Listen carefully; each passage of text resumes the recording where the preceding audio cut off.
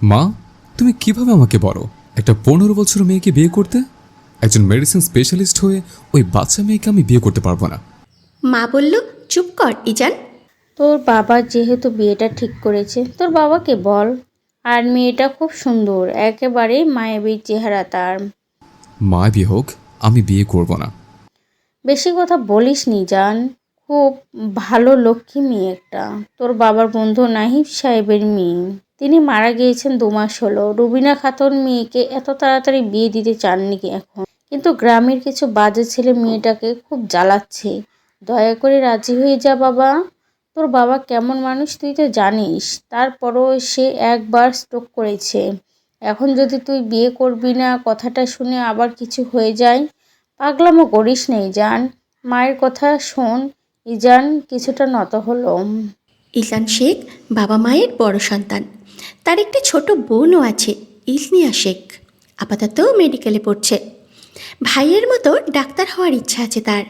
ইজান পেশায় একজন doctor, medicine বিশেষজ্ঞ। ইজানের বাবা হুমায়ুন শেখ সরকারি চাকরিজীবী ছিলেন। তিনি মূলত একজন সেনাবাহিনীর উচ্চপদস্থ কর্মকর্তা ছিলেন। আর ইজানের মা মনিরা শেখ সাধারণ মহিলাদের মতন গৃহিণী। ইজান কিছুটা ভেবে উত্তর দিল, ঠিক আছে, আমি বিয়ে করব।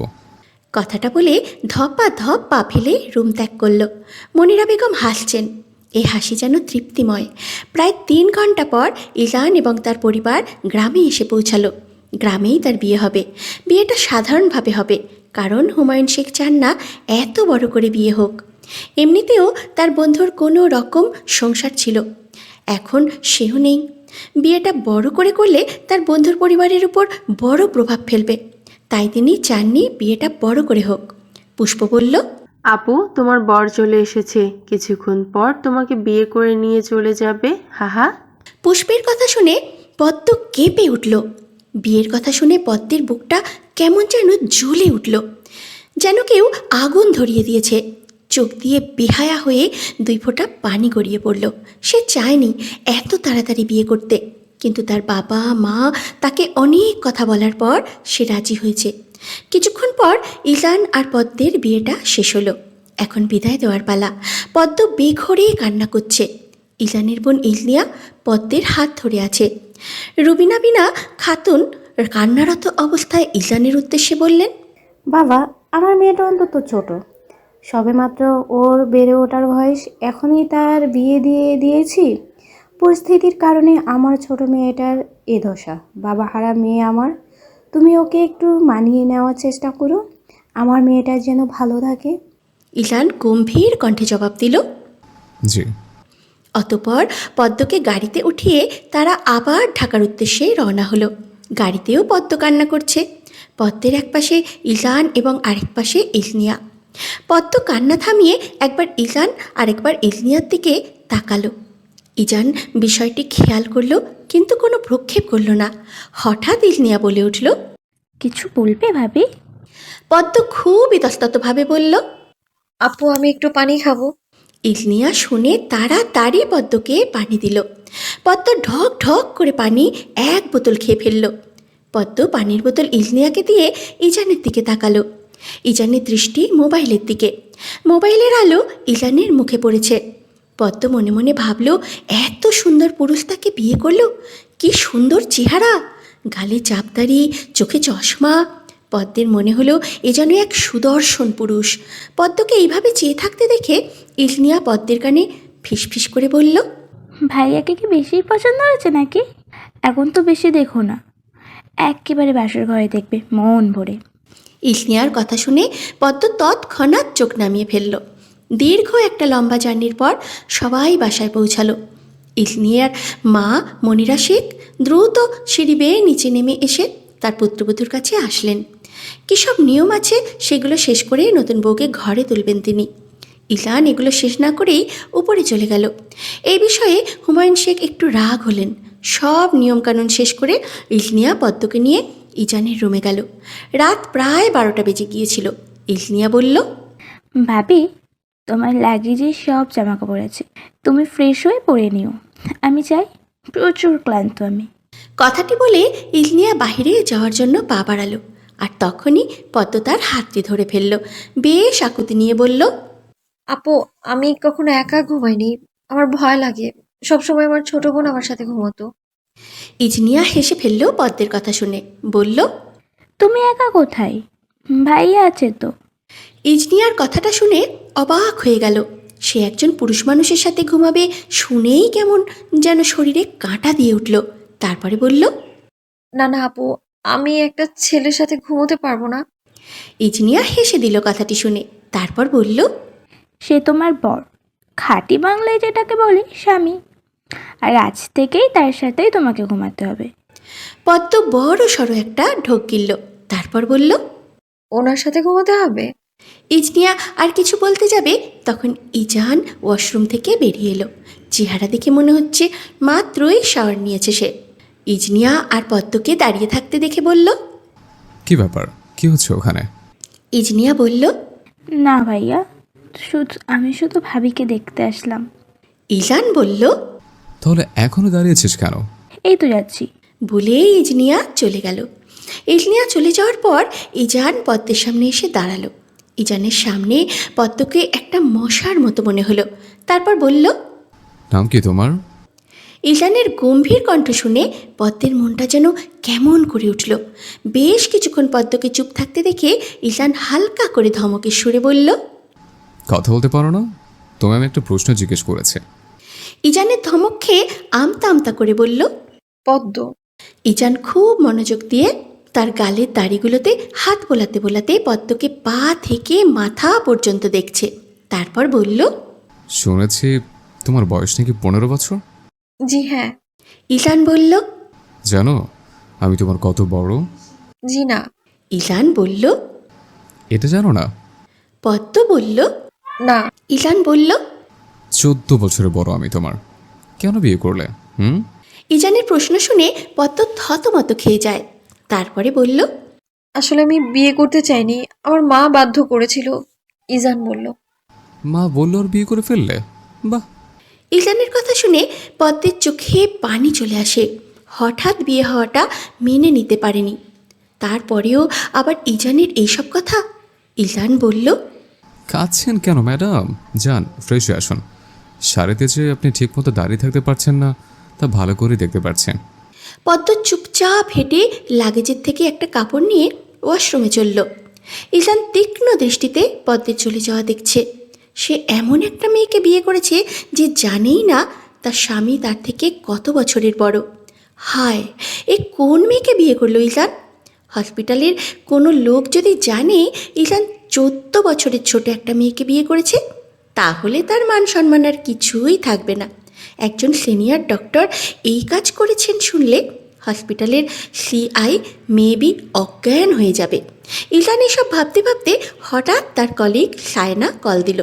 সেও ইজানের মতন সিনিয়র ডক্টর। এত রাত্রে সায়নার কল পেয়ে কিছুটা বিরক্ত হলো ইজান। মেয়েটা প্রায়ই এই কাজ করে। ইজান কলটা রিসিভ করলো। ওপাশ থেকে বলল, হ্যালো ইজান শেখ, কি অবস্থা আপনার? ইজান বলল, ভালো। হঠাৎ এত রাতে কল দেওয়ার কারণ জানতে পারি? ওপাশ থেকে বলল, আমি তো প্রায় এই কাজই করি, আপনি কি জানেন না নাকি? ইজান বলল, আচ্ছা। এটা বলে ইজান ফোন কেটে দিল। ইদানিং সায়নার অকারণে কল দেওয়াটা খুব বিরক্ত করে ইজানকে। শুধুমাত্র সিনিয়র ডক্টর দেখে কিচ্ছু বলতে পারে না। ওয়াশরুম থেকে পদ্ম বের হয়ে আসলো। আবারও সেই শাড়ি পরেছে। শাড়ি পরা হয়নি দেখে মনে হচ্ছে কেউ শাড়ি পরতে জোর করেছিল, তাই এইভাবে পরেছে। ইজান বলল, আবার শাড়ি পরেছো কেন? তোমায় কি আমাদের বাসা থেকে আর কোনো ড্রেস দেওয়া হয়নি? পদ্ম বলল, 3 পিস দেওয়া হয়েছে। আসলে আমাদের গ্রামের মেয়েরা বিয়ের পর শাড়ি পরে। ইজান বলল, শাড়িতেও পরতে পারো না, তাই দেখে মনে হচ্ছে কেউ জোর করে পরিয়েছে। ইজানের কথায় পদ্ম লজ্জায় মাথা নিচু করে ফেলল। তারপরে বলল, আসলে কখনো পড়া হয়নি তো তাই। ইজান মুখ ঘুরিয়ে ফেলল। অনেক রাত হয়েছে, এবার ঘুমাতে হবে। কাল আবার সকাল সকাল হসপিটালে যেতে হবে। ইজান লাইটটা অফ করে খাটে শুয়ে পড়ল। পদ্ম লাইট অফ করাতে খুব ভয় পেয়ে গেছে। যেন কেউ আশেপাশে দাঁড়িয়ে আছে তার এমন মনে হচ্ছে। এত বেশি অন্ধকার যে কিছুই দেখা যাচ্ছে না। পদ্ম ভয়ে মুখে হাত দিয়ে আছে। একটু ঝুঁকে সামনের দিকে চলে গেল। এই তো খাট এই পাশে। ইলান নেই, তাই পদ্ম শুয়ে পড়েছে। বেশিক্ষণ চোখ মেলে থাকতে পারল না, কারণ ঘুম তাকে একটু একটু করে ধরছে। পদ্ম শুয়ে শুধু মনে মনে একটি দোয়াই করতে লাগলো, ঘুমের ঘরে যেন তার কাপড় ঠিক থাকে, আর সে যেন ইলানের ধারে কাছে না যায়। ঠিক সকাল 7টায় ইলানের ঘুম ভাঙল। প্রতিদিন ইলান এই সময়টাতেই ঘুম ভেঙে ওঠে। অনেকটা অভ্যাস হয়ে গিয়েছে তার। তাই আছে না মানুষের অভ্যাসের দাস, ঠিক সেই রকমই। ইলান দেখল তার বুকের উপরে শাড়ি। দেখেই থমকে গেল। পাশে তাকিয়ে দেখল পদ্ম তার পাশেই শুয়ে আছে। পদ্মের মুখের উপরে চুল আছে, যার কারণে পদ্মের মুখটা দেখা যাচ্ছে না। ইলান খাটের পাশে ছোট্ট টেবিলটা থেকে তার চশমাটা নিল। তারপর বেশিক্ষণ বসে না থেকে ওয়াশরুমে চলে গেল। ওয়াশরুম থেকে বের হয়ে একেবারে হসপিটালে যাওয়ার জন্য রেডি হয়ে নিল। নাস্তা সেরেই সে হসপিটালের উদ্দেশ্যেই রওনা দেবে। রুম থেকে চলে যাওয়ার আগে একবার পদ্মকে দেখে নিল। অচেতন অবস্থায় শুয়ে আছে এমন মনে হচ্ছে। দীর্ঘ একটা নিঃশ্বাস ফেলে নিচে নেমে এলো সে। ইলান দেখছে তার বাবা হুমায়ুন শেখ চা খাচ্ছেন আর টিভিতে খবর দেখছেন বেশ মনোযোগ দিয়ে। ইলান চুপচাপ ডাইনিংয়ে বসলো। পকেট থেকে ফোন বের করে সেটা চাপতে লাগলো। তারপরে বলল, মা নাস্তা দাও। মনিরা ইলানের গলা শুনে তাড়াতাড়ি নাস্তা নিয়ে এলো। হুমায়ুন শেখ নিজের মতন করে চা খাচ্ছেন আর টিভি দেখছেন। ইলানের দিকে তাকাচ্ছেনও না। মনিরা শেখ ইলানকে নাস্তা দিতে দিতে বলল, আজ হসপিটালে যাবি? ইজান হ্যাঁ, কেন? প্রতিদিন যাই, দেখো না? আর হঠাৎ জিজ্ঞেস করছো কেন? ইলানের কথায় মনিরা শেখ অবাক হয়ে গেলেন। কি ভাবলেশীন কথাবার্তা! সবে মাত্র কালকে বিয়ে হলো, আর আজ হসপিটালে যাবি? আজ না গেলে হয় না? ইলান বলল, না মা, হয় না। আমি তো হসপিটাল থেকে ছুটি নিইনি, আর কেউ জানেও না আমার বিয়ে হয়েছে। তা পদ্ম কোথায়? পদ্মের কথা শুনে ইজান খাবার বন্ধ করে দিল। তারপর বলল ঘুমাচ্ছে। ইলান বলল, আমি কিন্তু আমার ফ্ল্যাটে চলে যাব। এখান থেকে হসপিটালে যেতে অনেক সময় লাগে। আজ রাতে বাসা আসলে কাল সকালে ওখানে চলে যাব। ইলানের কথা শুনে মনিরা শেখ একটু ভয়ে ভয়ে বললেন। পদ্মকে নিবি না? ইলান বলল, ও ওখানে গিয়ে কি করবে? তার চেয়ে ভালো ও এখানে থাকুক তোমাদের কাছে। হুমায়ুন শেখ এতক্ষণ তার ছেলের এবং স্ত্রীর কথা শুনছিল। পদ্মকে নিয়ে ইলানের এমন কথা শুনে তিনি উঁচু গলায় বলে উঠলেন, তোমার বউ তুমি সাথে করেই নিয়ে যাবে, এটা শেষ কথা। ঠিক আছে, আমি পদ্মকে আমার সাথে নেব। বিয়েটা আমি করেছি, কিন্তু বিয়ে করতে জোর করেছো তুমি, সেটা অন্তত ভুলেছ না বাবা। মা, আমি আসছি। মনিরা শেখ সদর দরজার সামনে এসে দাঁড়ালেন। ইলান গাড়িতে উঠে চলে গেল হসপিটালের উদ্দেশ্যে। মনিরা শেখ তার স্বামীর পাশে সোফায় বসলেন। তারপরে বললেন, আচ্ছা আমি কি বলি, পদ্ম আমাদের সাথেই থাকুক কিছুদিন। সব কিছুই তো তোমার ইচ্ছেতেই হচ্ছে, এটা না হয় আমার ইচ্ছেতে একটু হোক। ইজান সারাদিন হসপিটালে থাকবে, পদ্ম কি একা একা বাসায় থাকবে নাকি? ওর মন টিকবে ওখানে? বলো।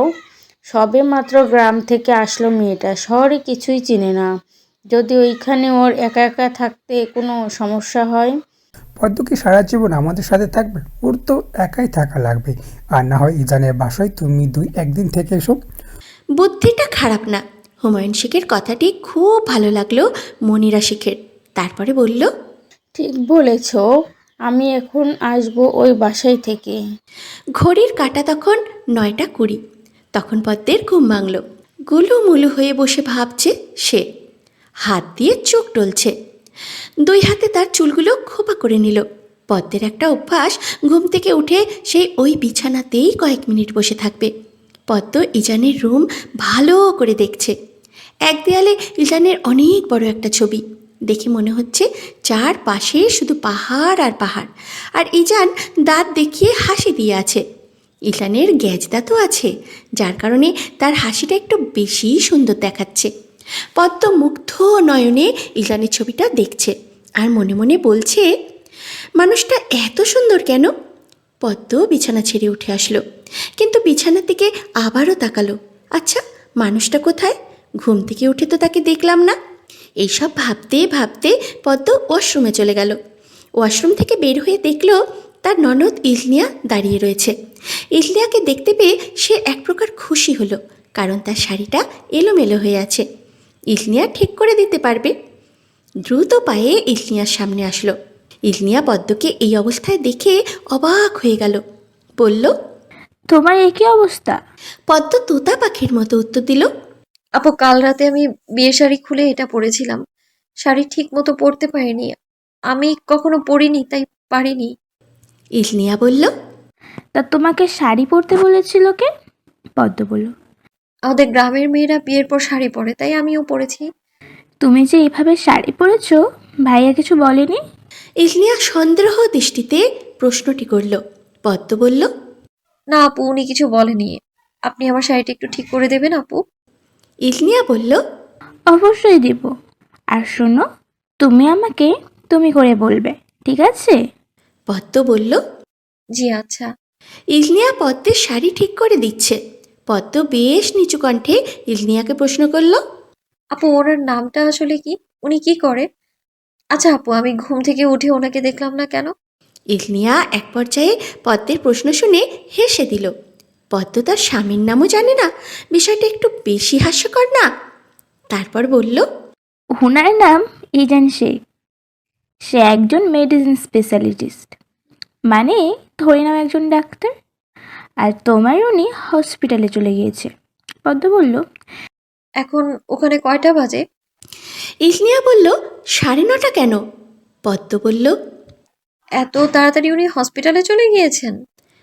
আর এখন কি কোনো রোগী আসবে নাকি? ইলনিয়া আবারও হেসে দিল পদ্মের কথা শুনে। তারপরে বলল, এখান থেকে হসপিটাল যেতে 2 ঘন্টারও বেশি সময় লাগে। আর ভাইয়া যেহেতু সরকারি doctor, I mean medical officer, তাই ওদের একটু আগে হসপিটালে উপস্থিত থাকা লাগে। বুঝেছো সুন্দরী? পদ্ম বলল, জি আপু। ইসনিয়া আবার মজা করেই পদ্মকে একটা প্রশ্ন জিজ্ঞাসা করলো। ইসনিয়া বলল, তুমি আমার নাম জানো তো? পদ্ম প্রশ্নটা শুনে বেশ থতমত খেয়ে গেল। আসলে সে তো ননদের নামও জানে না। এই লজ্জার কথা কাকে বলবে? তারপরে বলল, না। ইলনিয়া হেসে হেসে বলল, আমার নাম ইসনিয়া শেখ। তারপরে বলল, তোমরা কি শেখ বংশ? পদ্ম বেশ উৎসাহ নিয়ে প্রশ্নটি করল। ইলনিয়া বলল, হ্যাঁ। আচ্ছা, এখন নিচে চলো, বাকি কথা পরে বলবো তোমাকে। অনেক বেলা হয়ে গিয়েছে, এখনও নাস্তা করনি, মা বকবে তো, তাড়াতাড়ি চলো। ইলনিয়া পদ্মকে নিয়ে নিচে চলে আসলো। ডাইনিংয়ে এক মহিলা খাবার বাড়ছে। ইলনিয়া মনিরা শেখকে ডাক দিলেন তাদের সাথে নাস্তা করার জন্য, কারণ তিনিও এখনও নাস্তা করেননি। একই টেবিলে পদ্ম এবং তার ননদ এবং শাশুড়ি বসল।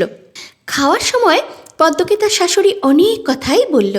পদ্ম শুধু কথার উত্তর হিসাবে হাসে। মনিরা শেখ বলল, শোনো পদ্ম, ইজান যখন হসপিটালে যাবে তখন তুমি যত গভীর ঘুমেই থাকো না কেন উঠে যাবে। ওকে হসপিটালে যাওয়ার আগে নাস্তা রেডি করে তারপর দিবে। তারপর না হয় ও হসপিটালে চলে গেলে তুমি আবার ঘুমাবে। দেখো তোমার বয়স কম, আমরা মানছি, কিন্তু এখন তো তোমার বিয়ে হয়ে গিয়েছে। তোমার এখন এগুলো অভ্যাস করতে হবে, শিখে নিতে হবে। জি মা, আমি প্রতিদিন সকালে তাড়াতাড়ি উঠি। আজ কেন দেরি হয়ে গেল আমি বুঝলাম না। পদ্ম মাথা নিচু করে কথাটি বলল। মনিরা শেখ বলল, সমস্যা নেই।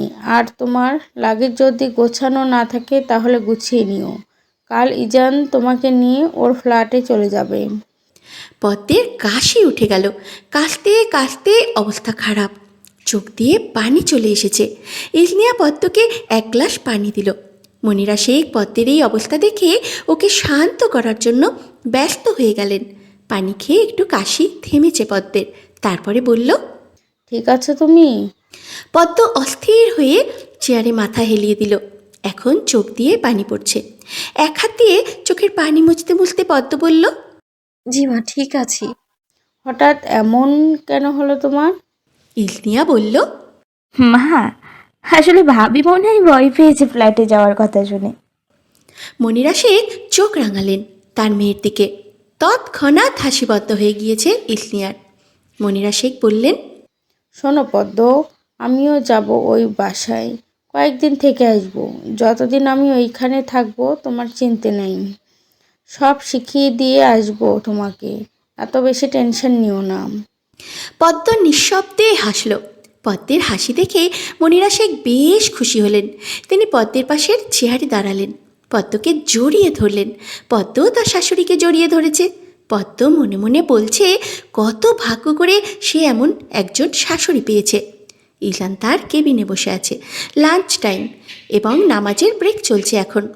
ইলান লাঞ্চ করে এবং নামাজ পড়ে বসে আছে তার চেয়ারে।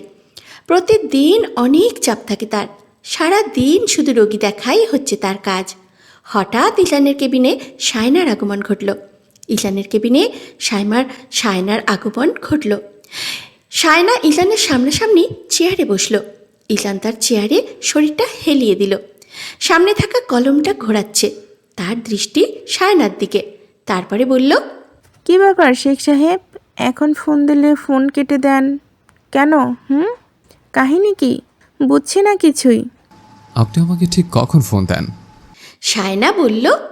রাত 1-2 এই সময় তো দেই। ইলান বলল। তখন মানুষ কি করে? শায়না বলল। সাধারণত সব মানুষ তখন ঘুমায়, কিন্তু আপনি তো আরও পরে ঘুমান।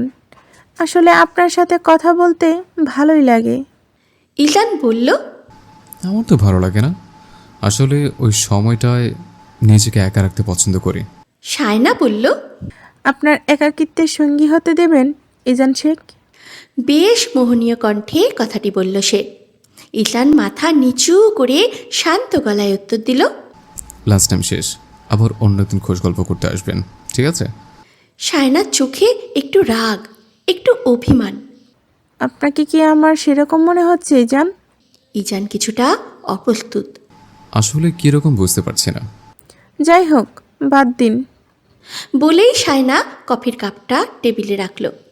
1 মাস পর হসপিটালের সব senior doctor, medical officer, junior doctor, CI আর ম্যানেজিং কমিটির সবাই মিলে একটা গেট টুগেদার পার্টি হবে। আপনি থাকবেন তো?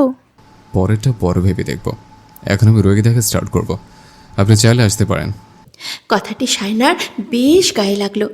তার মতো মেয়েকে কেউ এইভাবে বলে নাকি? বিষয়টা তার কাছে অদ্ভুত মনে হলো। ইলান কেন বোঝে না শায়নার যে তার প্রতি টান আছে? রাগে মুখ ফুলিয়ে শায়না চেয়ার থেকে উঠে দাঁড়ালো। না হলে জানি আবার কি বলে ফেলি, নিজেকে বলেই বেরিয়ে গেল। সারা দিন ইলনিয়া পদ্মকে ইলানের 14 গোষ্ঠীর গল্প শুনিয়ে গেল। পদ্ম কিন্তু শুনে মজা পাচ্ছিল। আসলে পদ্ম এমন মানুষদের পছন্দ করে যারা প্রাণ খুলে কথা বলে। রাত 8টায় তারা রাতের খাবার খেয়ে ফেলল। ইলনিয়া পড়তে গেল, আর পদ্ম একা এসে বসলো ইলনের রুমে। খাটে বসে ছবিটার দিকে তাকালো পদ্ম। ছবিতে ইলানের মুখে এক অদ্ভুত হাসি। মনে হলো যেন সেই হাসিটা তাকে দেখেই। লজ্জায় গাল লাল হয়ে উঠল পদ্মের। ধীরে ধীরে ঘুম এসে গেল তার চোখে। সকালে শাশুড়ি বলেছিলেন, ইলান যখন হাসপাতালে যাবে তখন যেন তুই উঠে পড়বি। এই চিন্তা করতেই ঘুমিয়ে গেল সে। রাত 10:30। ইলান বাসায় ফিরল। রুমে ঢুকেই দেখল পদ্ম ঘুমোচ্ছে। দরজার পাশে দাঁড়িয়ে হালকা হেসে বলল নিজেকে। খাওয়া শেষে ইলান বারান্দায় এসে দাঁড়ালো।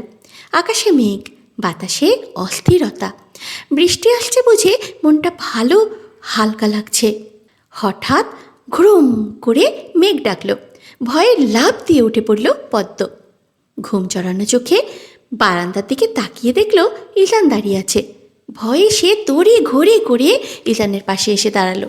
মেঘের আওয়াজে চোখ বন্ধ করে ফেলল পদ্ম। ইলান হেসে বলল, বেশি ভয় পাচ্ছেন নাকি ম্যাডাম? জি হ্যাঁ। আরও একবার মেঘ ডাকলো। পদ্ম এবার ইলানের টি শার্ট চেপে ধরল। ইলান মুচকি হেসে বলল, আমি কি জড়িয়ে ধরবো আপনাকে? বৃষ্টি নামলো নিঃশব্দে। চারপাশে ঠান্ডা হাওয়া, অন্ধকার আকাশ। পদ্ম কাঁপছে সামান্য সামান্য। ইলান খেয়াল করলো তার বুকের ভিতরেও এক অদ্ভুত অনুভূতি হচ্ছে। হঠাৎ পদ্ম ভয়ে ফিসফিস করে বলে উঠল, আমার ভীষণ ভয় করছে। বলেই শক্ত করে জড়িয়ে ধরল ইলানকে। ইলান হালকা করে হাত রাখল পদ্মের পিঠে। তার জীবনের প্রথম নারী স্পর্শ। কিছুক্ষণ পর ধীরে ধীরে পদ্মকে ছেড়ে দিল ইলান।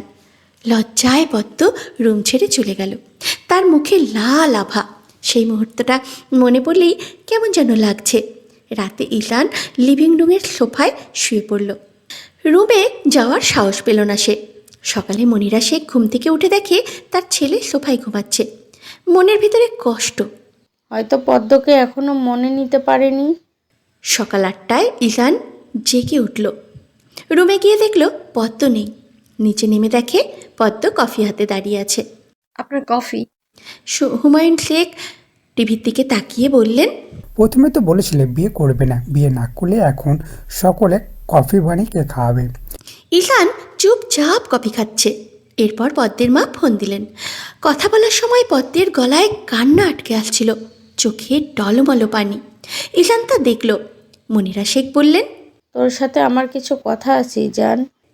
রুমে গিয়ে নিয়ে বললেন, তুই কি পদ্মকে মেনে নিতে পারিসনি?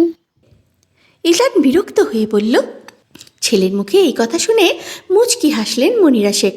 তিনি জানেন তার ছেলে কথা দিলে রাখে। আচ্ছা, আজ ফ্ল্যাটে ফিরবি, পদ্মকে নিবি তো? হ্যাঁ, ওকে আমার সাথে নেব, যেখানে যাই নিয়ে যাব। শেষ কথাটা বিড়বিড় করে বলল ইলান। আমি কিন্তু যাব তোদের সাথে, বললেন মনিরা শেখ। পদ্ম নতুন, ওকে শিখাতে হবে। দুপুরের দিকে তারা ফ্ল্যাটে পৌঁছালো। মনিরা শেখ ক্লান্ত, ইলান ঘুমিয়ে পড়েছে, আর পদ্ম বসেছে ডাইনিং রুমের সোফায়। দেয়াল জুড়ে ইলানের ছবি। পদ্ম তাকিয়ে থাকে এক এক করে, যেন প্রতিটা ছবিতে ইলান তাকিয়ে আছে তারই দিকে। ইলান ডেকে উঠল, পদ্ম, রুমে আসো। পদ্ম লজ্জায় কাঁপতে কাঁপতে ঢুকল।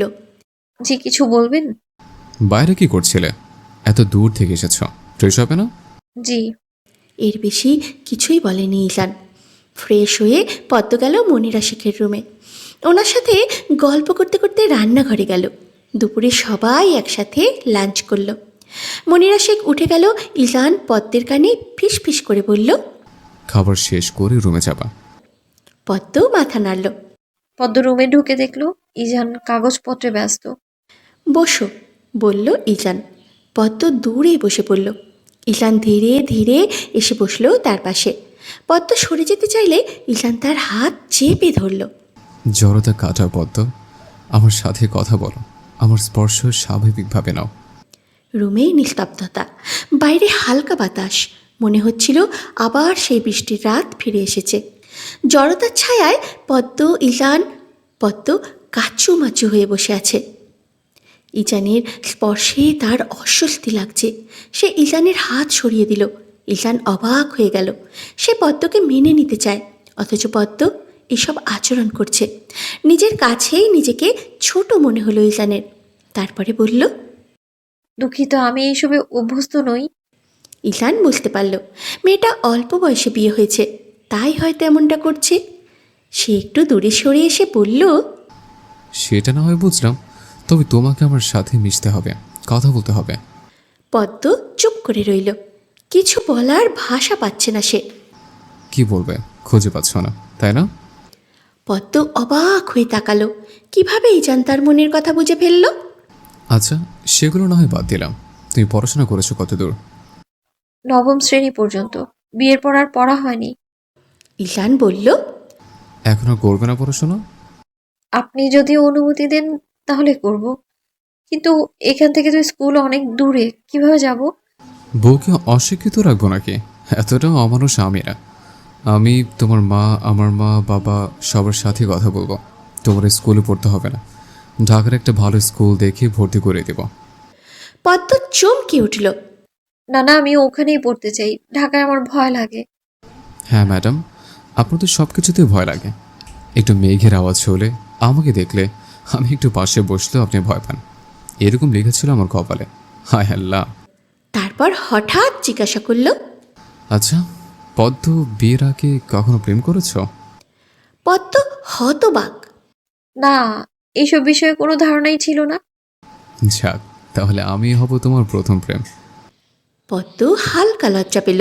ইলান বলল, আচ্ছা, তুমি এখন ঘুমাও, আমি তো ঘুমিয়েছি। আমি এখন একটু বাইরে যাব। কোথায় যাবেন? নরম স্বরে জিজ্ঞেস করলো পদ্ম। ইজান হাসলো। এই তো একটু বাইরে যাচ্ছে। কিছুক্ষণ পর ইজান বেরিয়ে গেল। সন্ধ্যায় পদ্ম ঘুম থেকে উঠে মনিরা শেখের সঙ্গে চা খেতে খেতে গল্প করল। তাদের কথায় বার্তায় সময় কেটে গেল সহজেই। রাতে ইজান ফোন করে জানালো সে দেরি করে ফিরবে, তারা যেন খেয়ে নেয়। পদ্ম মনিরা শেখের কাছে বসেছিল। ইজানের সঙ্গে তোমারও সম্পর্ক কেমন? হঠাৎ জিজ্ঞাসা করলেন তিনি। পদ্ম একটু ঘাবড়ে গিয়ে বলল, সব ঠিক আছে। মিথ্যা বলার পর থেকেই পদ্মর খারাপ লাগছিল। সে একা বারান্দায় গিয়ে দাঁড়ালো। চোখে পানি এসে গেল। কিছুক্ষণ পর কলিং বেল বাজল। ইলান ফিরেছে। ইলান হেসে বলল, কি হয়েছে ম্যাডাম, এখনো যে ঘুমাননি? পদ্ম একটু পিছিয়ে গিয়ে গ্রিলে ধাক্কা খেয়ে মাথায় আঘাত পেল। ইলান দৌড়ে এসে বলল, ব্যথা পেয়েছো বেশি? পদ্ম হঠাৎ ইলানকে জড়িয়ে ধরে কেঁদে ফেলল। আমি মাকে মিথ্যে বলেছি। উনি জিজ্ঞেস করেছিলেন আমাদের সব ঠিক আছে কিনা, আমি বলেছি হ্যাঁ। দয়া করে ওনাকে কিছু বলবেন না। ইলান হেসে বলল, আচ্ছা বলবো না তাহলে, দুহাত দিয়ে জড়িয়ে ধরে। হ্যাঁ। পদ্ম মাথা নেড়ে সম্মতি দিল। ইলান পদ্মকে শান্ত করল। কিছুক্ষণ পরে বলল, এখন যাও ঘুমাও, অবশ্য যে কান্না করেছ ভালো ঘুম হবে। পদ্ম ভ্রু কুচকে বলল, কাঁদলে বুঝি ভালো ঘুম হয়? জি ম্যাডাম। সকালে পদ্ম উঠে দেখে ইলান ঘুমাচ্ছে, রান্নাঘরে গিয়ে কাজ করছে। মনিরা শেখও এসে সাহায্য করলেন। মনিরা শেখ বললেন, পদ্ম, তুমি তো খুব সুন্দর রুটি বানাও। মাকে রোজ বানিয়ে দিতাম। হঠাৎ মনিরা শেখ বললেন, ইজানের বাবা ফোন করেছে, আমাকে বাসায় যেতে বলেছেন। পদ্মের মুখ ম্লান হয়ে গেল। আপনি গেলে আমি একা হয়ে যাব মা। তাই তো ভাবছি। বললেন মনিরা শেখ। এই সময় ইলান রেডি হয়ে বেরোতে এলো। পদ্ম তখন খাবার সাজাচ্ছে। হঠাৎ তার ফোনে সায়নার মেসেজ। আমি এখন তোমার বাসায় আসছি। ইলানের মুখ গম্ভীর হয়ে গেল। সে রান্নাঘরে গিয়ে বলল, পদ্ম একটু রুমে যাও তো। পদ্ম চুপচাপ রুমে চলে গেল। ইলান তার মাকে বলল, মা বাসায় সানায় আসবে, আমি চাই সানায় যেন পদ্মকে না দেখে। মনিরা শেখ বললেন, আচ্ছা আমি সামলে নেব। ইলান বলল, পদ্মকে আমার রুমে রাখবো যতক্ষণ পর্যন্ত সানায় বাসায় থাকবে। মনিরা শেখ অবাক হয়ে জিজ্ঞাসা করলেন, পদ্মকে কি বলবি? কিছু একটা বুঝে বলতে পারবো, সমস্যা নেই, তুমি একটু এদিকটা ম্যানেজ করলেই হবে। মনিরা শেখ বললেন, আচ্ছা ঠিক আছে। তবে শোন, তোর বাবা বলছেন আমাদের বাসায় যেতে হবে। ইজনিয়া ও তো হোস্টেলে চলে গেছে। ইলান একটু ভেবে বলল, আপাতত এখন বাবাকে বলো এখানে এসে থাকতে, আমি কথা বলবো রাতে। তুমি বাবাকে কল করে বলবা আজ এই বাসায় আসতে। তারপর ইজান পদ্মের রুমে ঢুকলো। পদ্ম বেডে বসে পা নাচাচ্ছে, বাইরে তাকিয়ে আছে। ইলানকে খেয়ালই করেনি। ইলান সামনে গিয়ে দাঁড়াতেই পদ্ম পা নাচানো বন্ধ করলো। পদ্ম মাথা নেড়ে সম্মতি জানালো। ইলান হেসে তার চুল এলোমেলো করে দিল। তারপর বেরিয়ে গেল। কিছুক্ষণ পর সায়না এলো ইলানের বাসায়। মনিরা শেখকে দেখে হঠাৎ জড়িয়ে ধরল, যা সে আগে কখনো করেনি। মনিরা শেখ অবাক, ইজানও হতবুদ্ধি। মনে হলো সায়নার আচরণে যেন হঠাৎ ভূত ধরেছে। কেমন আছেন আন্টি? ভালো আছি, তুমি কেমন আছো? এই তো ভালো। আন্টি এখন এই বাসাতেই থাকেন নাকি? না, মাঝে মাঝে বেড়াতে আসি। ইজান তো একা থাকে। আচ্ছা, আঙ্কেল আর ইজনিয়া কোথায়? তোর আঙ্কেল আজ আসবেন, আর ইজনিয়া হোস্টেলে গেছে। সায়না হাসি মুখে অনেক কথা জিজ্ঞাসা করতে লাগলো। তারপরে তার নাস্তা করতে বসলো। যদিও আগে থেকেই খেয়ে এসেছে, ইজান বিরক্ত হয়ে ভাবছে এই মেয়ে কি কখনো চুপ করে। খাবার শেষে ইজান বলল, সায়না একটু লজ্জা পেয়ে বলল, চলুন। দুজন একসাথে বেরিয়ে গেল হসপিটালের উদ্দেশ্যে। ওরা চলে যাওয়ার পর মনিরা শেখ পদ্মকে ডাকলেন নাস্তা করতে। পদ্ম জিজ্ঞাসা করল, মা, কে এসেছিল? ইজানের অফিসে এক ডাক্তার। ও মেয়ে ছিল না? হ্যাঁ, কেন জিজ্ঞেস করছো? তার কণ্ঠ শুনেই বুঝেছিলাম। মনিরা শেখ হাসলেন। ইজান বলেছে তোমাকে ওদের একটা গেট টুগেদারে নিয়ে যাবে, তখন সবাইকে চিনিয়ে দিবে। পদ্ম মাথা নেড়ে বলল, আচ্ছা। দুজনে একসাথে দুপুরের রান্না শুরু করলো। মনিরা শেখের ভালো লাগছিল, মেয়েটা যেন তার নিজের মেয়ে। দুপুরে হুমায়ুন শেখ এসে বাসায় আসলেন। তিনজন মিলে খাবার খেলেন। খাওয়ার পর মনিরা শেখ আর হুমায়ুন শেখ বিশ্রাম নিলেন, আর পদ্ম ঘুমিয়ে গেল। বিকেলে পদ্মর ঘুম ভাঙল। মনে পড়ল গ্রামের দিনগুলোর কথা, পুষ্প, বান্ধবীরা, নদীর পাড়। ঢাকার সব কিছুই যেন যান্ত্রিক লাগে ওর। একা একা থাকতে থাকতে বিরক্ত হয়ে গেল। হাঁটাহাঁটি করছিল রুমে। এমন সময় মাগরিবের আজান দিল। আজান শুনে পদ্মের মনটা ভালো হয়ে গেল। নামাজ পড়ে সোফায় বসল। কিছুক্ষণ পর মনিরা শেখ আর হুমায়ুন শেখ এলেন। তিনজন আড্ডা দিল। পদ্মের অনেক ভালো লাগলো সময়টা। রাত 9:26। ইজান বাসায় ফিরল, ক্লান্ত। ফ্রেশ হয়ে এসে সোফায় বসে মাথা হেলিয়ে রাখল। হুমায়ুন শেখ মজা করে বললেন, বলেছিলাম সেনাবাহিনীতে চাকরি করতে, এখন সারাদিন কামলা খাটিস। ইজান হেসে বলল, কামলা খাটতে কোথায় দেখেছ? একজন মেডিকেল অফিসারকে তুমি এসে বলছো? বাবা ছেলের তর্ক ঝুমে উঠল। শেষে ইজান বলল, তো আমার বউ কি একা একা থাকবে নাকি? হুমায়ুন শেখ বললেন, পদ্ম একা থাকবে না বলেই তোমার মাকে নিতে পারছি না। ইজান বলল, আমি ভেবেছি পদ্মের মা আর ওর বোনকে বলবো কিছুদিন থেকে যেতে। সবার সম্মতিতে কথাটা মেনে নেওয়া হলো। পদ্মের মুখে হাসি ফুটল। মা বোন এলে অন্তত একা লাগবে না। রাতের খাবার শেষে দুইজন রুমে এলো। পদ্ম দৌড়ে বসে রইল। ধন্যবাদ আপনাকে। ধন্যবাদ কেন? আমার মা বোনকে আনবেন বলেছেন এই জন্য। ইজান গম্ভীর হয়ে গেল। ও আচ্ছা, তুমি দূরে বসে ধন্যবাদ দিয়েছ, আমি সেটা গ্রহণ করিনি। কাছে এসে আমার পাশে বসে ধন্যবাদ দিলে গ্রহণ করব। পদ্ম লজ্জা পেয়ে কাছে এসে বসল। ইজান ড্রয়ার থেকে কিছু চকলেট আর বেলি ফুলের মালা বের করে দিল।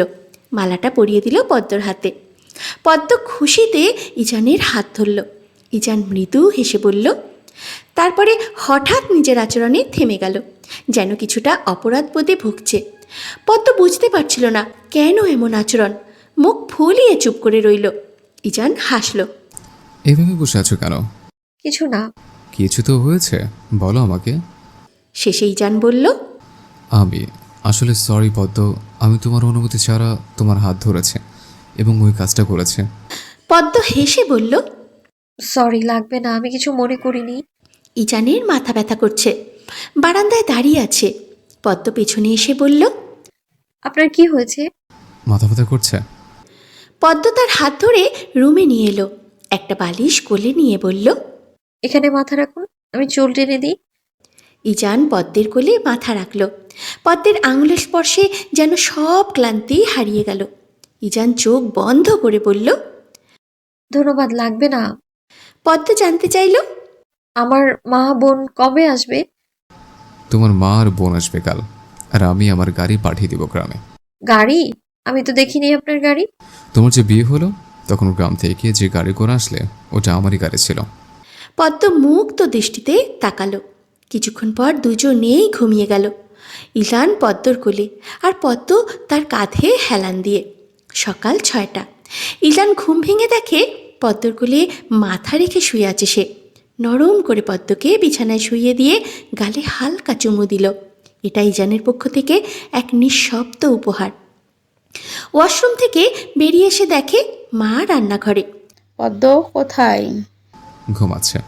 ওকে ডেকে দিয়ে রান্না লাগবে। মা, ও তো ঘুমাচ্ছে, তুমি আমাকে বলো, আমি যা পারি তোমাকে হেল্প করব। মনিরা শেখ অবাক হয়ে তাকালেন। ছেলেটা যেন বদলে গেছে। মুখে হাসি ফুটল তার। ইজান মানিককে ফোন দিল। মানিক তখন গ্রামে পৌঁছে গেছে পদ্মের মা ও বোনকে আনতে। সব কিছুই গুছিয়ে চলছে। সকাল 7:30 ইজান রেডি হয়ে হসপিটালে গেল। পদ্ম জেগে উঠেছে। মনিরা শেখের সঙ্গে কাজে ব্যস্ত। 1 ঘন্টা পর হুমায়ুন শেখ আর মনিরা শেখ বাইরে গেলেন। বাসায় এখন শুধু পদ্ম। সে চুপচাপ ঘর গোছাচ্ছে, মনে মনে অপেক্ষা করছে তার মা বোনের আগমনের। ইজানের কেবিনে হঠাৎ করে সায়না এলো। প্রত্যেকবারের মতো সে ইজানের সামনে বসেছে।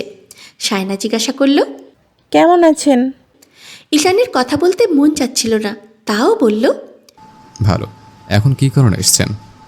সায়না মন ভোলানো হাসি দিয়ে বলল। আসতে পারি না বুঝি? ইলান বিরক্ত হয় প্রচুর। ইলান বলল।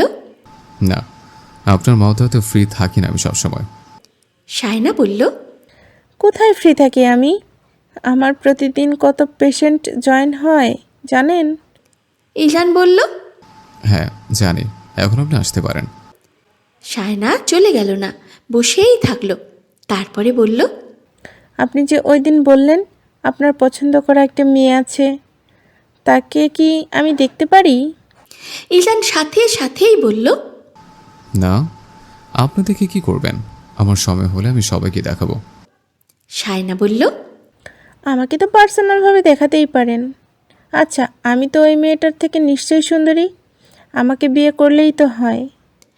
সায়না বেসামাল হয়ে মুখ ফসকে কথাটা বলে ফেলেছে। ইলান অনেক রেগে গিয়েছে। ধমক দিয়ে সায়নাকে বলল। সায়না রেগে ফুসফুস করতে করতে চলে গেল। ইলান ইদানিং তাকে একটু বেশি অপমান করছে। এই প্রতিশোধ সায়না ইজানের প্রতি তুলবেই। ইজান মাথা চেপে বসে রইল। সায়নার মতন এমন মেয়ে আজ প্রথম দেখছে। মেয়েটার কোনো লজ্জা শরম নেই বোধহয়। কেউ যদি এসব জানে বলবে না সে ডাক্তার। বিরক্তিকর মেয়ে একটা। দুপুর 12:40। কলিং বেল বেজে উঠল। পদ্মা দরজা খুলল। রুবিনা খাতুন আর পুষ্প দাঁড়িয়ে আছে। পদ্ম তার মাকে জড়িয়ে ধরে কান্না করে দিল। বিয়ের পর তার মাকে প্রথম দেখছে। একটু বেশি ইমোশনাল হয়ে গেল পদ্ম। রুবিনা খাতুন মেয়েকে শান্ত করার জন্য বলল। কি রে, আর কি ঢুকতে দিবি না নাকি? পদ্ম লজ্জা পেল। তড়ি ঘড়ি করে বাসায় নিয়ে আসলো রুবিনা খাতুন আর পুষ্পকে। পুষ্প তার বোনকে পেয়ে খুব খুশি। রুবিনা খাতুনের নাকি খারাপ লাগছে, তাই পদ্ম ওনাকে রুমে দিয়ে আসলো। আর পুষ্পের সাথে পদ্ম অনেকক্ষণ ধরে ঘ্যান ঘ্যান করছে ফ্রেশ হওয়ার জন্য, কিন্তু সে যাচ্ছে না। এক প্রকার জোর করেই পুষ্পকে ওয়াশরুমে ঢোকালো পদ্ম। পদ্ম খাবার বাড়ছে তাদের জন্য। সবাই একসাথে খাওয়া দাওয়া করলো। গাড়ি করে আসার কারণে রুবিনা খাতুনের কেমন জানি মাথা ঘোরাচ্ছে, তাই তিনি রেস্ট করছেন। পদ্ম পুষ্পকে আর ইজানের রুমে নিয়ে গেল। পুষ্প বলল। আপু, এটা কি তোমার আর দুলাভাইয়ের রুম? পদ্ম হেসে বলল। হ্যাঁ। পুষ্প বেশ আগ্রহ নিয়ে বলল। গ্রামের সব চাচি আর তোমার বান্ধবীগুলো জিগায় তোমার বর কি করে, তুমি এখন কোথায় থাকো জানো? আমি কিছুই বলতে পারি না, কারণ আমি তো জানিই না। তারপর পদ্ম বলল। তুই গ্রামে গিয়ে বলবি তোর বোনের বর একজন ডক্টর, আর আমি এখন শহরে আছি, বুঝেছিস? পুষ্প বলল। দুলাভাই ডাক্তার? পদ্ম বলল। হুম। পুষ্প বলল। আচ্ছা আপু, দুলাভাই তোমাকে ভালোবাসে? ভালোবাসে না তোর দুলাভাই, তুই একটু বস, আমি আসছি। পদ্ম ড্রয়ার থেকে চকলেট নিয়ে এলো পুষ্পের জন্য।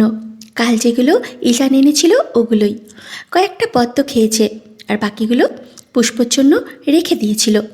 পুষ্প খুশি হয়ে গেল চকলেটগুলো দেখে। পদ্ম পুষ্পের হাতে দিল চকলেটগুলো। পুষ্প বলল। এগুলো কে দিয়েছে তোমাকে?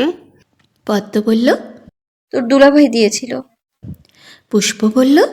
তুমি না বললে দুলাভাই তোমাকে ভালোবাসে না, তাহলে চকলেট দিয়েছে যে? পদ্ম হেসে বলল। চকলেট দিলেই কি সে ভালোবাসে? এমন কোনো কথা আছে নাকি? তাড়াতাড়ি খা তো, ঘুম পাচ্ছে আমার, তুই খেয়ে আমার পাশে ঘুমিয়ে পড়িস। পুষ্প চকলেট খেয়ে পদ্মের পাশে শুয়ে পড়ল। পদ্মকে জাপটে ধরে শুয়েছে। আগেও এমন করতো মেয়েটা। পদ্ম আর পুষ্প ঘুমিয়ে গেল। সন্ধ্যা 7টা। ইলান হসপিটাল থেকে চলে এসেছে। তার সব পেশেন্ট দেখা শেষ, তাই তাড়াতাড়ি চলে এসেছে। বাসায় এসে কলিং বেল চাপ দেওয়ার পর তার শাশুড়ি এসে দরজা খুলেছে। ইলান রুবিনা খাতুনের সঙ্গে কথা বলে রুমে আসে। পদ্ম আর পুষ্প একে অপরকে জড়িয়ে ধরে শুয়ে আছে। ইলান কোমরে হাত দিয়ে দেখছে দুই বোনকে। ইলান মনে মনে বলছে। ইলান তাদের দেখে ফ্রেশ হতে চলে গেল। ইলান সোফায় বসলো। তাকে দেখে রুবিনা খাতুন জিজ্ঞাসা করল। বাবা, পদ্ম ওঠেনি এখনো? ইলান রুবিনা খাতুনের দিকে তাকিয়ে বলল। না। রুবিনা খাতুন পদ্মকে ওঠাতে চলে গেলেন। ইলান বাসায় এসেছে, তাও ঘুম ভাঙেনি। এত ঘুম কিসের তার? রুবিনা খাতুন অনেকবার পদ্মকে ডাকলেন। মেয়েটা এখনও উঠছে না। রুবিনা খাতুন পদ্মকে ধমক দিল। পদ্ম লাফ দিয়ে ঘুম থেকে উঠে গিয়েছে। পদ্ম ভয় পেয়ে গেল। পদ্ম বলল, কি হয়েছে? এত ডাকাডাকি করার কি আছে? রুবিনা খাতুন রেগে বললেন। ইজান বাসায় এসে পড়েছে আর তুই ঘুমিয়ে যাচ্ছিস। পদ্ম মাথা চাপড়াতে চাপড়াতে ওয়াশরুম থেকে মুখ ধুয়ে ঈশানের কাছে গেল। ঈশান টিভি ছেড়ে রেখে দিয়ে ফোন চাপছিল। পদ্ম ঈশানের পাশেই দাঁড়িয়ে বলল, আপনি এত তাড়াতাড়ি এসেছেন যে আজকে? ঈশান পদ্মর দিকে একবার তাকিয়ে আবার ফোনের দিকে তাকালো। ঈশান বলল, সব কাজ শেষ, তাই চলে এসেছে। পদ্ম বলল, ও। পুষ্প ঘুম থেকে উঠে শুনেছে তার দুলাভাই এসেছে। সে তো মহা খুশি। ঈশান যে সোফায় বসেছিল পুষ্প ওই সোফায় বসলো। ঈশান পুষ্পের দিকে তাকালো। পুষ্প ঈশানকে দেখে একটা হাসি দিল। ঠিক সেই কাজটা ঈশানও করল। ঈশান পুষ্পকে জিজ্ঞাসা করল, কেমন আছো? পুষ্পের হাসি যাচ্ছে না মুখ থেকে, সে হেসেই চলেছে। তারপরে বলল, ভালো। ঈশানের হাসি অলরেডি অফ হয়ে গিয়েছে। তবে পুষ্পের এমন হাসি দেখে কিছুটা অবাক হলো সে। ও এত হাসছে কেন? তুমি তো হাসছো কেন? ঈশান বলল। আপনি খুব সুন্দর দুলাভাই। পুষ্পের এমন কথা শুনে ঈশান কিছুটা বিব্রত বোধ করল। সে জিজ্ঞাসা করল, তাই? একটু সুন্দর না বেশি সুন্দর? পদ্ম হাত দিয়ে দেখালো। আপনি বেশি সুন্দর। একদম বোঝে না সে বোঝে না নাটক আছে না, ওই নাটকের নায়কের মতো দেখতে। তবে নায়কের আপনার মতো দাড়ি ছিল না। যাই হোক, কিছুটা একই লাগছে। ঈশান ভ্যাবা চাকা খেল। এই বাচ্চা মেয়ে এসব কি বলছে? ঈশান ছোট্ট করে উত্তর দিল। ও। পুষ্প বলল, আচ্ছা দুলাভাই, আপনি আমার আপকে ভালোবাসেন না কেন? ঈশান চোখ বড় বড় করে পুষ্পের দিকে তাকালো। তারপরে বলল, কে বলেছে এসব কথা? আপু বলেছে দুলাভাই। ঈশান কেন জানি কথাটা বিশ্বাস করলো না, কারণ পদ্ম এইসব কথা বলবে না, সে জানে। ঈশানের থেকেও কোনো উত্তর না পেয়ে পুষ্প আবারও বলল, দুলাভাই, তাহলে কি আপনি আমাকে ভালোবাসবেন? ঈশান হকচকিয়ে গেল। তারপরে বলল, তুমি কি চাও আমি তোমাকে ভালোবাসি? পুষ্প হাসি দিয়ে বলল, হ্যাঁ। ঈশান পদ্মকে ডাক দিল। সাথে সাথে পদ্ম এসে উপস্থিত। পদ্মকে দেখে ঈশান বলল, ও কি তোমার বোন? পদ্ম ভ্রু কুচকে বলল, জি, কেন? ঈশান মাথায় হাত দিল। তার বউ কখনো তাকে এসব বলেনি, আর তার শালি এসব বলছে, হাস্যকর ব্যাপার। তারপরে বলল, তুমি তোমার বোনের মতো হলে না কেন? আমার আর এত কষ্ট করা লাগতো না। পদ্ম না বুঝে ঈশানকে প্রশ্ন করল। বুঝিনি আমি। ঈশান বলল, এত বোঝা লাগবে না। পদ্ম সেখান থেকে চলে আসলো। তারপরে পুষ্প একের পর এক কথা বলেই যাচ্ছে। ঈশান খুব মন দিয়ে কথাগুলো শুনছে। আর কেউ হলে তো এতক্ষণ অনেক কিছু বলে দিত। যেহেতু তার একটা মাত্র শালিকা, তাই সে বসে পুষ্পের কথা শুনছে। কিছু সময় বাদে রুবিনা খাতুন আসলেন।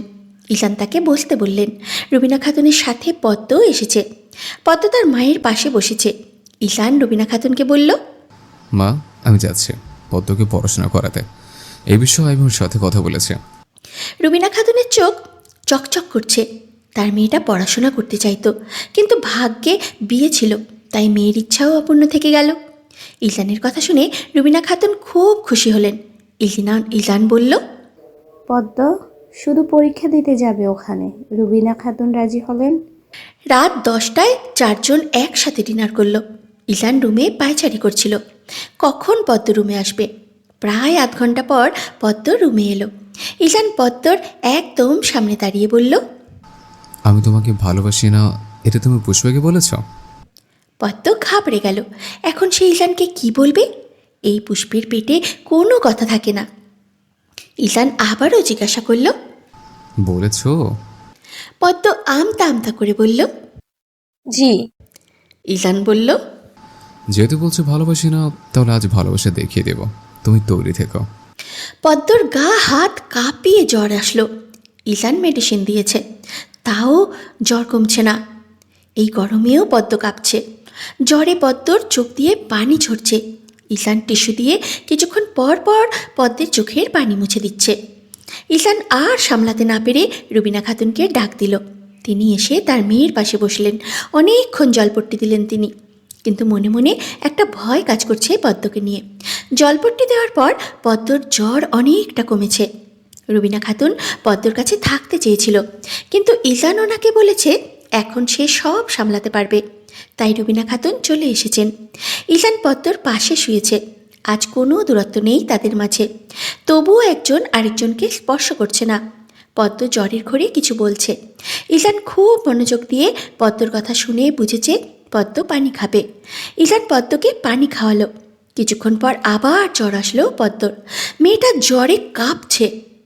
ইজান আর অনুমতি না নিয়ে পদ্মকে জড়িয়ে ধরে শুয়ে আছে। সকাল 7টা। পদ্মর মনে হচ্ছে তার গায়ের ওপর কেউ যেন পাথর ফেলে দিয়েছে।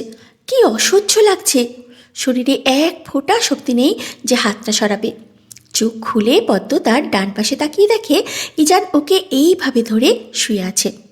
পদ্ম হাত নাড়াচাড়া করতে ইজান উঠে গেল। তড়ি ঘড়ি করে পদ্মকে জিজ্ঞাসা করল, কিছু লাগবে পদ্ম? তারপর পদ্মর মাথায় হাত দিয়ে চেক করলো জ্বর আছে কিনা। জ্বর তখন ছিল না। পদ্ম ইজানের দিকে তাকিয়ে বলল, কিছু লাগবে না।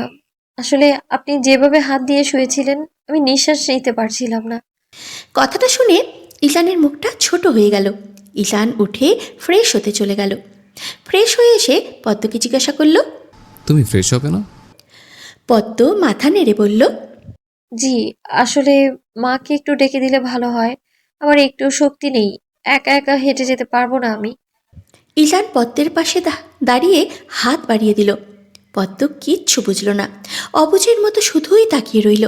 ইজান পদ্মকে তার হাতের ইশারা করে বলল, উঠে আসো, আমি ওয়াশরুমে দিয়ে আসবো। পদ্ম আস্তে আস্তে উঠে আসছে। ইজান পদ্মকে ধরে নিয়ে ওয়াশরুমে দিয়ে আসলো। যতক্ষণ পদ্ম ওয়াশরুমে ছিল ততক্ষণ ইজান সেই দরজার বাইরেই দাঁড়িয়েছিল। পদ্মকে বেডে আধা শোয়া করে রেখে বাইরে আসলো। পুষ্প সোফায় বসে আছে। গ্রামে থাকলে এতক্ষণে তার 3 বার খাওয়া শেষ হয়ে যেত, আর এখানে সে একবারও খেতে পারছে না। বিরক্তিকর ব্যাপার। ইজানকে রুম থেকে বের হতে দেখল। পুষ্প ইজানের সামনে দাঁড়ালো। ইজান ভয়ে আছে, না জানি আজকে আবার কি বলবে। পুষ্প বলল, আপনাদের বাড়ি আসলে কি মানুষকে খেতে দেন না? ইজান বুঝেছে পুষ্প কি বলেছে। পুষ্পের কথা শুনে লজ্জায় পড়ে গেল। পদ্ম অসুস্থ, তাই আজ নাস্তার কথা ভুলেই গিয়েছে সে এখন যাচ্ছে নাস্তা আনার জন্য। ইজান বিব্রতবোধ হাসি নিয়ে বলল, এই তো যাচ্ছে তোমার খাবার আনতে। ইজান বেরিয়ে পড়ল। এই পুষ্প মেয়েটা ভালোই লজ্জা দিতে পারে। ইজান রুবিনা খাতুন আর পুষ্পের জন্য নাস্তা করে পদ্মর জন্য রুমে নিয়ে আসলো। তারপর নিজ হাতে খাইয়ে দিল পদ্মকে। আজ আর হসপিটালে যাবে না ইজান। ইজান এখন হসপিটালে যাচ্ছে না দেখে পদ্ম ইজানকে বলল। ইজান চুপচাপ পদ্মকে মেডিসিন খাইয়ে দিয়ে বলল, আপনি হসপিটালে যাচ্ছেন না কেন? আমার বাসায় এক স্পেশাল রোগী আছে, যার কারণে আজ আর হসপিটালে যাব না। পদ্ম হাসলো ইজানের কথা শুনে। পদ্মের এই সময় হাসি দেখে ইজান বলল, হাসছেন কেন ম্যাডাম? ইজানের এই ম্যাডাম বলার কারণ পদ্ম জানে না। সে ইজানকে বলল, আপনি আমায় ম্যাডাম বলেন কেন? ইজান বলল, ভালোবেসে বলে। পদ্ম অবাক হলো ইজান তাকে ভালোবাসে শোনে। পদ্ম বলল, আপনি আমায় ভালোবাসেন? ইজান তার চশমা পড়তে পড়তে বলল, অবশ্যই বউকে ভালোবাসবো না তো কাকে ভালোবাসবো? তুমি কি চাও আমি অন্য কাউকে ভালোবাসি? পদ্ম সাথে সাথে উত্তর দিল। না না, আমি সেটা চাই না। ইজান পদ্মর কাছে ঘেঁষে বসল। পদ্মর কাঁধ ছড়িয়ে ধরে বলল, কেন চাও না? পদ্ম বলল, মজা করবেন না, আমি কিন্তু এখন অসুস্থ। ইজান বলল, হ্যাঁ, তুমি অসুস্থ দেখেই তো কত ইচ্ছা বিসর্জন দিচ্ছে। পদ্ম ইজানের দিকে তাকালো। চোখগুলো গোল্লা গোল্লা হয়ে গেল তার। পদ্ম বলল, কি ইচ্ছে বিসর্জন দিচ্ছেন আপনি? ইজান বলল, কত কিছুই। শোনো, কিছুক্ষণ পর ডক্টর আসবে, আমার বেস্ট ফ্রেন্ডই বলতে পারো, তার সাথে স্বাভাবিক থেকো। পদ্ম বলল, কেন? ইজান বিরক্ত হলো। এটাও প্রশ্ন করা লাগে? ইজান বলল, তুমি যে অসুস্থ সেটা জানো, মাঝে মাঝে তোমার ওসব বিরক্তির কথা শুনলে রাগ হয়। পদ্ম একদম চুপসে গেল, আর কথা বলল না সে। ইজানও কিছু বলছে না, দুজনেই নীরবতা পালন করছে। ইজান সেইভাবেই পদ্মর সাথে ঘেঁষে বসে থাকলো, কিন্তু কেউ কথা বলছে না। অনেক সময় পর কলিং বেল বাজল। ঈশান তাড়াতাড়ি গিয়ে দরজা খুলল। ঈশান হাসি দিল ব্যক্তিটিকে দেখে। ব্যক্তিটি হচ্ছে ইফত মেধা। মেধা হাসি দিয়ে বলল, কেমন আছিস সুদর্শন পুরুষ? ঈশানও হাসি দিয়ে বলল। ভালো আছে যুবতী নারী। ঈশান আর মেধা একে অপরকে খুব ভালো করে চেনে। সেই কলেজ থেকে দুজনেই যাত্রা শুরু হয়েছে। আজও একই সাথে আছে তারা। মেধা ভেতরে ঢুকতে ঢুকতে বলল। ঈশান মাথা চুলকাতে চুলকাতে বলল, বিয়ের দাওয়াত দিসনি, আবার যেই বউ অসুস্থ হয়ে পড়ল তখনই আমাকে ডাকার দরকার পড়েছে। কোন পরিস্থিতিতে বিয়েটা হয়েছে তোকে তো বললাম। মেধা বলল, কোনো এক্সকিউজ শুনতে চায় না, ট্রিটটা দিয়ে দিস দয়া করে। এখন চল তোর বউকে দেখে আসি, তার কি সমস্যা। পদ্মকে একটা মিষ্টি হাসি দিয়ে বলল। কেমন আছো? পদ্ম একটু ঘাবড়ে গিয়ে বলল। ভালো আছি, আপনি কেমন আছেন? মেধা বলল। ভালো আছি, আমাকে চেনো? পদ্ম বলল। জি, উনি একটু আগে আপনার কথা বলছিলেন। মেধা বলল। ও বলে দিয়েছে? নাম কি তোমার? পদ্ম আস্তে আস্তে বলল। পদ্ম। মেধা হাসল। পদ্মর কণ্ঠ বেশ সুন্দর, তবে নিরীহ মেয়ে মনে হচ্ছে পদ্মকে। মেধা ঈশানের উদ্দেশ্যে বলল। আচ্ছা উজান, তুই রুমে যা। ঈশান অবাক হয়ে বলল। কেন, আমি এখানে থাকলে কি সমস্যা? মেধা বেশি কথা বাড়ালো না, এক কথায় বলল। কেন রুমে যেতে বলেছি তুই পরে বুঝবি। মেধা পদ্মের শরীরের তাপমাত্রা চেক করলো। মোটামুটি ভালোই জ্বর আছে। জ্বরের জন্য কিছু মেডিসিন লিখল। তারপর পদ্মের চোখ গলা দেখল, কোথাও সমস্যা নেই। মেধা পদ্মর প্রেশার মাপতে মাপতে বলল। তোমার এখন কেমন লাগছে? পদ্ম আস্তে করে উত্তর দিল। একটু জ্বর জ্বর লাগছে। মেধা বলল। কিন্তু জ্বর তো একটু না শরীরে। আচ্ছা, তোমার পিরিয়ড ক্লিয়ার তো? পদ্ম লজ্জা পেয়ে মাথা নিচু করে ফেলল। ঈশান সামনে দাঁড়িয়ে আছে, সে এখন কিভাবে উত্তর দেবে? ঈশানের কাছে নর্মাল বিষয় এগুলো, কিন্তু ঈশান বুঝেছে পদ্ম লজ্জা পাচ্ছে, তাই সে রুম থেকে চলে আসলো। মেধা আবারও বলল। Period clear? পদ্ম মাথা নাড়ল, মুখে কিছু বলল না। মেধা পদ্মকে বলছে। ইদানিং বিবাহিত মেয়েদের সমস্যা বেশি হয়ে থাকে, যেগুলো পরে মারাত্মক আকার ধারণ করে। যাই হোক, বয়স কত তোমার? পদ্ম ঠোঁট ভিজিয়ে বলল, 15। মেধা জানে পদ্মার বয়স। ইজান সব খুলে বলেছে মেধাকে। মেধা পদ্মকে জিজ্ঞাসা করল। তুমি কেন উজানের মতো তেরাকে বিয়ে করেছো? ও তো ঠিকই বুড়ো হয়ে যাবে, তখন তুমি কিশোরী বয়স পার করবে। আমার ভাগ্যে যা লেখা আছে তাই হবে। মেধা একটা ইঞ্জেকশন বের করলো। পদ্মর থেকে রক্ত নেবে।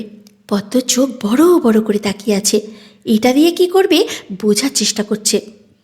পদ্মর ভয় লাগা শুরু করেছে এখন। পদ্ম আমতা আমতা করে বলল। এটা দিয়ে কি করবেন? মেধা হেসে হেসে বলল। কিছু করব না, একটু জাস্ট ব্লাড নিব। পদ্ম ছিটকে দূরে সরে গেল। মেধা অবাক হয়ে গেল। পদ্ম এই সুই তার শরীরে ফোটাতে দেবে না, এসবে তার ভীষণ ভয় করে। মেধা হেসে হেসে বলল। আরে এখানে আসো, কিছু করব না আমি, বসো এখানে। পদ্ম ভয়ে ভয়ে বলছে।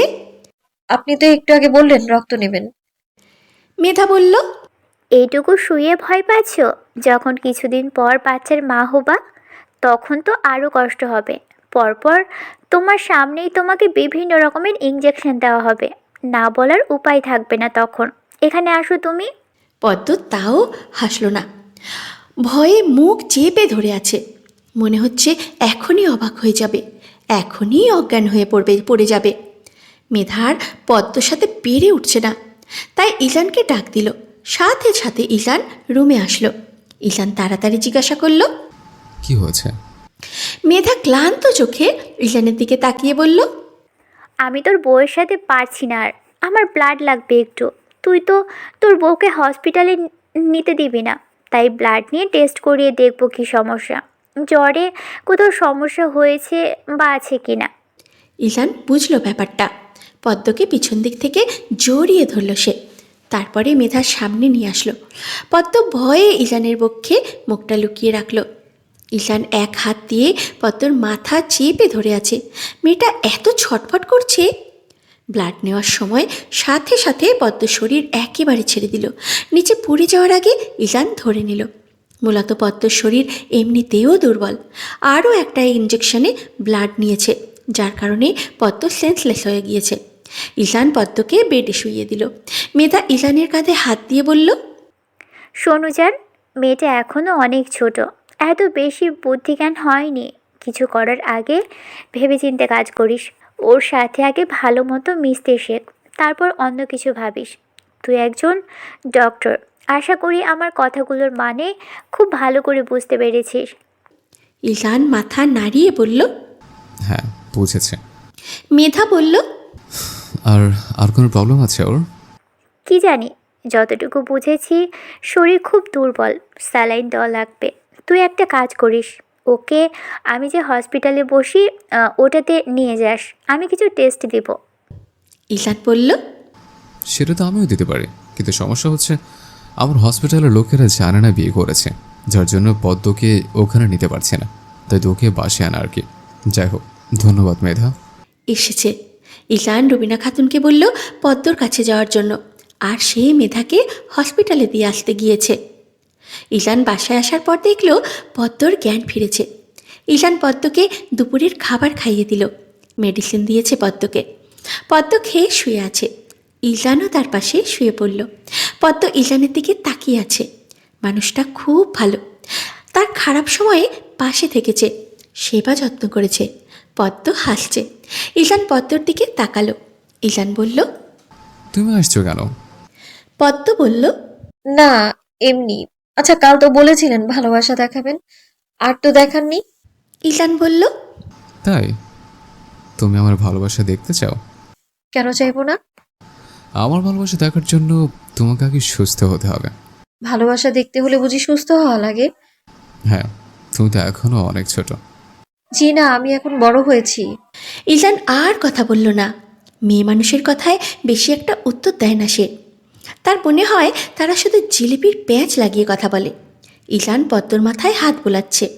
এই জিনিসটা সব সময় পদ্মর ভালো লাগে। পদ্ম উঠে বসল। তার আর ভালো লাগছে না শুয়ে থাকতে। ঈশানও পদ্মর সাথে বসল। ঈশান বলল, কি হয়েছে তোমার? উঠে বসছো কেন? পদ্ম মুখ ওইদিকে রেখে বলল, সারাদিন শুয়েছিলাম, ভালো লাগছে না আর। ঈশান পদ্মর কানে হালকা করে তার ওষ্ঠ ছুঁয়ে দিল। হঠাৎ এইরকম হওয়াতে পদ্ম বেশ লজ্জা পেল। মনে হচ্ছে লজ্জায় সে মরেই যাবে, এমন অবস্থা। ঈশান পদ্মর লজ্জা দেখে পদ্মর মাথাটা তার বক্ষে চেপে ধরল। ঈশান পদ্মর উদ্দেশ্যে বলল, যখন তোমার খুব কষ্ট হবে, যন্ত্রণা হবে বা তুমি লজ্জা পাবে, তখন তুমি আমার এই জায়গায় এসে মুখ লুকিয়ে ফেলো। এই জায়গাটা একান্তই তোমার, পদ্মফুল। ঈশান পদ্মকে নিয়ে মেধার কাছে এসেছে। মেধা যে হসপিটালে চাকরি করে ওইখানে। তাদের আর সিরিয়াল দেওয়া লাগেনি। মেধার কেবিনে ঈশান আর পদ্ম বসে আছে। মেধা পদ্মকে কিছু টেস্ট দিল। পদ্ম তো ভয়ে শেষ। টেস্টগুলো যখন করছিল তখন ঈশান সাথেই ছিল। নর্মালি এইসব টেস্ট প্রত্যেককে দেওয়া হয়, কিন্তু কোনো সমস্যা নেই। পদ্ম রিপোর্ট দেখার পর বুঝেছে, কিন্তু শরীর দুর্বল, তাই স্যালাইন দেওয়া লাগবে। ঈশান মেধাকে বলল, তুই কি স্যালাইন এখানে দিবি নাকি তোর বাসায়? বাসায় দেব, সমস্যা নেই। এরপর সব কিছু আমি হ্যান্ডেল করতে পারবো। মেধা বলল, আচ্ছা, তাহলে তো ভালোই। ঠিক আছে, শোন, পদ্মর মা গ্রামে চলে যাওয়ার পর ওকে আমার বাসায় নিয়ে যাবে। ঈশান এই কথাটাকে পাত্তা দিল না বেশি। তারপরে বলল, সেটা পরে দেখা যাবে। মেধা রেগে গেল। তারপরে বলল, বড্ড বেশি বাড়াবাড়ি করিস কিন্তু তুই। তোর বউকে কি কেউ নিয়ে যাবে নাকি? ঈশান বলল, আরে দিয়ে আসবো তোর বাসায়, এখন চুপ কর। ঈশান পদ্মকে নিয়ে বেরিয়ে গেল হসপিটাল থেকে। পদ্মর খুব বেশি খারাপ লাগছে। গাড়িতে উঠতেই পদ্ম সিটে মাথা হেলিয়ে দিল। পদ্ম সবসময় অসুখ হয় না, আবার হলে ছাড়েও না, এমন অবস্থা এখন। ঈশান পদ্মর হাত ধরে জিজ্ঞাসা করল, তোমার বেশি খারাপ লাগছে? পদ্ম মাথা নাড়ল। মনে হচ্ছে কথা বলার শক্তি নেই। বাসায় এসে কোনো মতে ফ্রেশ হয়ে শুয়েছে। পদ্মর মা রুবিনা খাতুন পদ্মর জন্য খাবার নিয়ে এসেছেন। তিনি নিজ হাতে পদ্মকে খাইয়ে দিয়েছেন। ইজান স্যালাইন নিয়ে আসলো। পদ্মর সাথে অনেক জোর জবরদস্তি করতে লাগলো।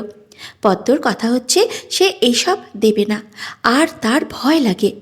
সারা রাত স্যালাইন দেওয়ার পর পদ্ম মোটামুটি এখন আগের থেকে অনেক ভালো। প্রায় 9 দিন পর পদ্ম এখন পুরোপুরি সুস্থ। পদ্মর মা বোন চলে গিয়েছে। পুষ্প যাওয়ার আগেও ইজানকে লজ্জা দিয়ে গেল। তার ইচ্ছে ছিল তার দুলাভাই তাকে ঘোরাবে। প্রথমবার ঢাকা শহরে এসেছে, কিন্তু তিনি তো ঘোরালেন না। মনে মনে কত যে বকেছে ইজানকে। এখন পদ্ম বাসায় একা একা থাকতে পারে, মূলত তার অভ্যাস হয়ে গিয়েছে। মাঝে মাঝে ইজান পদ্মকে মেধার বাসায় দিয়ে আসে। মেধা পদ্মকে একদম তার ছোট বোনের মতন আদর করে। পদ্মও মেধাকে অনেক সম্মান করে। আর ইজানের সাথেও তার ভালো একটা সম্পর্ক গড়ে উঠেছে। এই ভালো সম্পর্ক গড়ে ওঠার পিছনে মেধার অবদান বেশি, কারণ সেই পদ্মকে বোঝায় আর বলে কিভাবে কি করতে হবে। পদ্মর অসুস্থ হয়ে যাওয়ার পুরো জার্নিতে ইজান তার পাশে ছিল। নিজের সবটুকু দিয়ে পদ্মকে সুস্থ করেছে সে। সকাল 7টা, পদ্ম উঠে গিয়েছে ঘুম থেকে, সকালের নাস্তা বানাচ্ছে। ইজান তার পাশে পদ্মকে না পেয়ে উঠে গেল। এই মেয়েটার এই এক সমস্যা, কে বলে এত সকালে উঠে নাস্তা বানাতে। সকাল সকাল ইজান পদ্মকে মনে মনে বকা দিয়ে ফ্রেশ হতে গেল। ইজান ফ্রেশ হয়ে এসে পদ্মর কাছে আসলো। পরোটা বানাচ্ছে সে। ইজান পদ্মর দিকে তাকালো।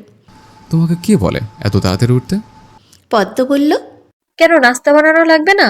যদি নাস্তা না বানাই তাহলে কি না খেয়ে হসপিটালে যাবেন নাকি?